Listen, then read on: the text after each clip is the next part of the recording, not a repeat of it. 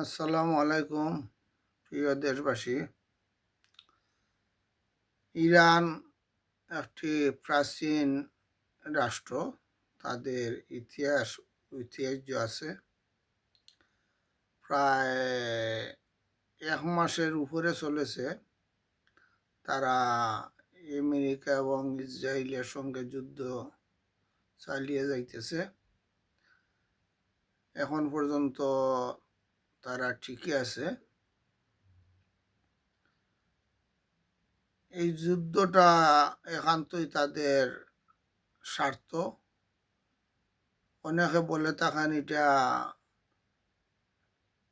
ধর্মীয় যুদ্ধ। আসলে এটা ধর্মীয় যুদ্ধ নয়, এটা সব কিছুই স্বার্থ।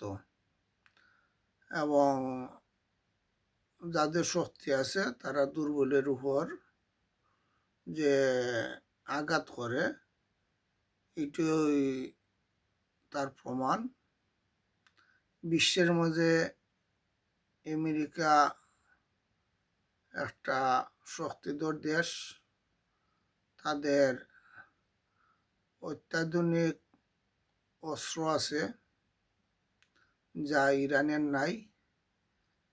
তারা সবসময় ইসরায়েলকে সহযোগিতা করে আসতেছে। আর পার্শ্ববর্তী যে রাষ্ট্র,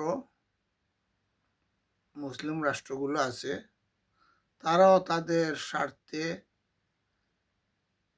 আমেরিকান যে নৌবাহিনী আর্মিগুলোর যে ঘাঁটি করে আছে, প্রত্যেকটা রাষ্ট্রেরই প্রত্যেক একটা স্বার্থের জন্যই আমেরিকাকে তারা সমর্থন করে।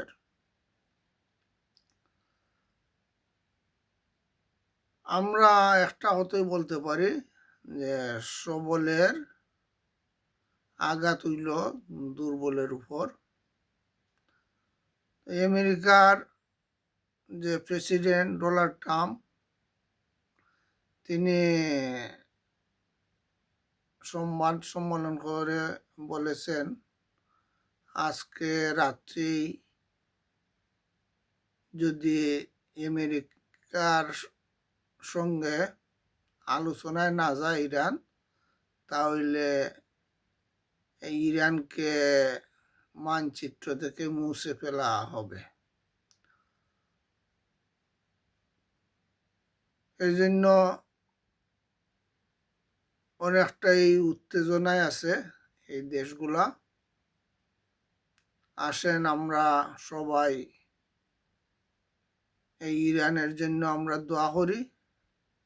আল্লাহ যেন আল্লাহর কুদরতি মহিমায় ইরানের সকল মুসিবত থেকে এই জনগণকে আল্লাহ রক্ষা করেন। পৃথিবীর সকল মানুষই, আমি বলবো, সবাই যেন ইরানের জন্য দোয়া করেন এবং তাদের পাশে থাকেন। আমাদের দোয়া ছাড়া আর কিছু করার নাই। ইরানের জন্য আমরা শুধু দোয়াই করতে পারি। তাদেরকে আর কোনো ধরনের সহযোগিতা করার সামর্থ্য এই গরিব দেশের জনগণের বা রাষ্ট্রের এই ক্ষমতা নাই। আমরা যেন সবাই ইরানের জনগণের জন্য নামাজ পড়ে আমরা দোয়া করি, এই আশা ব্যক্ত করে আপনাদের কাছ থেকে বিদায় নিলাম। আমিন।